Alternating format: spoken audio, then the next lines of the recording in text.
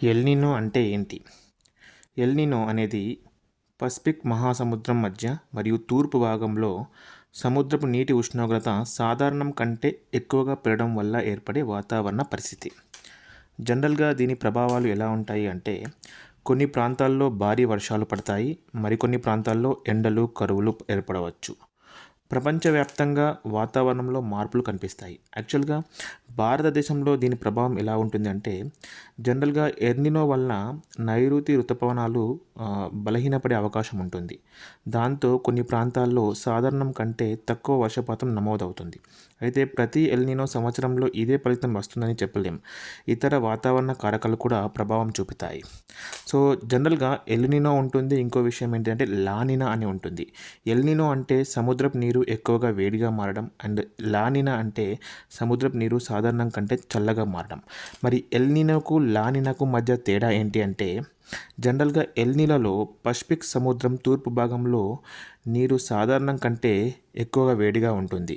అదే లానినా పరిస్థితుల్లో నీరు సాధారణం కంటే చల్లగా ఉంటుంది. సో, ఎల్నినో భారతదేశంలో చాలా సందర్భంలో వర్షాలు తగ్గే అవకాశం ఉంటుంది. ఎల్నినో జనరల్‌గా. అదే లానినాల వల్ల భారతదేశంలో చాలా సందర్భాల్లో వర్షాలు సాధారణం కంటే ఎక్కువగా ఉండే అవకాశం ఉంటుంది. అయితే ఎల్నినోలో ఎండలు వేడి ఎక్కువగా ఉండొచ్చు.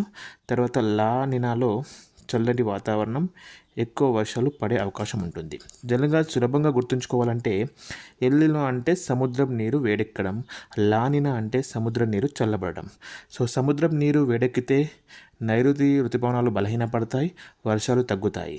అదే చల్లని నీరు వల్ల, లానినా వల్ల సముద్రం చల్లబడుతుంది, వర్షాలు ఎక్కువ పడతాయి. అయితే ఇది ఎందుకు జరుగుతుంది? ఇది ఎందుకు జరుగుతుంది అంటే, పసిఫిక్ మహాసముద్రంపై వీచే గాలుల బలం మారుతుంది. ఒకవేళ గాలులు బలహీనపడితే అది పరిస్థితులు ఎల్నినోకి దారితీస్తాయి. అదే గాలులు బలపడితే పరిస్థితులు లానినాకి దారితీస్తాయి.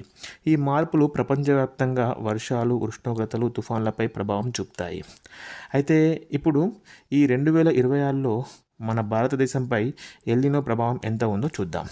ప్రస్తుతం జూలై 2026 పరిస్థితి ప్రకారం ఎల్నినో కొనసాగుతుంది. అంటే భారత ప్రభుత్వానికి చెందిన ఇన్కాయిస్ మరియు అమెరికాకి చెందిన ఎన్ఓఏఏ ఈ రెండు కూడా ఎల్నినో 2026 చివరి వరకు 2027 ప్రారంభం వరకు కొనసాగే అవకాశాలు ఎక్కువగా ఉన్నాయని తెలిపాయి.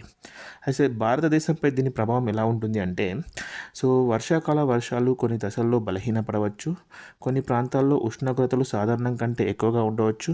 వ్యవసాయంపై ప్రభావం ఉండే అవకాశం ఎక్కువగా ఉంది.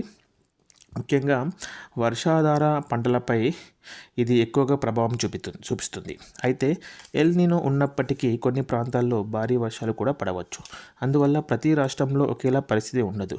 సో ఫస్ట్ తెలంగాణ విషయానికి వస్తే, జూలైలో కొన్ని రోజులు మంచి వర్షాలు పడినా మధ్యలో పొడి దశలో వచ్చే అవకాశం ఉంటుంది. వర్షాలు ఒకేలా ప్రతిరోజు పడకపోవచ్చు. కొన్ని రోజులు ఎక్కువగా, కొన్ని రోజులు తక్కువగా ఉండవచ్చు. అంటే జనరల్‌గా ఇప్పుడు మరి సాధారణంగా ఆంధ్రప్రదేశ్లో కూడా ఎల్నినో ప్రభావం ఒకేలా అన్ని జిల్లాల్లో ఉండదు. కోస్తా ఆంధ్ర, రాయలసీమ, ఉత్తరాంధ్ర ప్రాంతాల్లో ప్రభావం కొంత భిన్నంగా ఉండవచ్చు. సాధారణంగా ఎల్నినో సమయంలో కొన్ని ప్రాంతాల్లో వర్షాలు సాధారణం కంటే తక్కువగా ఉండే అవకాశం ఉంటుంది. అయితే ఉష్ణోగ్రతలు ఎక్కువగా ఉంటాయి, ఎక్కువగా ఉక్కపోతగా ఉండొచ్చు. సో జనరల్‌గా వ్యవసాయం అనేది, అంటే వర్షాలపై ఆధారపడే పంటలకు ఇబ్బందులు రావచ్చు. అయితే అల్పపీడనాలు లేదా తుఫాన్ల వల్ల కొన్ని రోజుల్లో భారీ వర్షాలు కూడా పడవచ్చు. కాబట్టి ఎల్నినో ఉన్నందుకు మొత్తం సీజన్ పొడిగా ఉంటుందని అనుకోవద్దు. సో ఇది ఎల్నినో అంటే అండ్ లానినో అంటే. Thank you.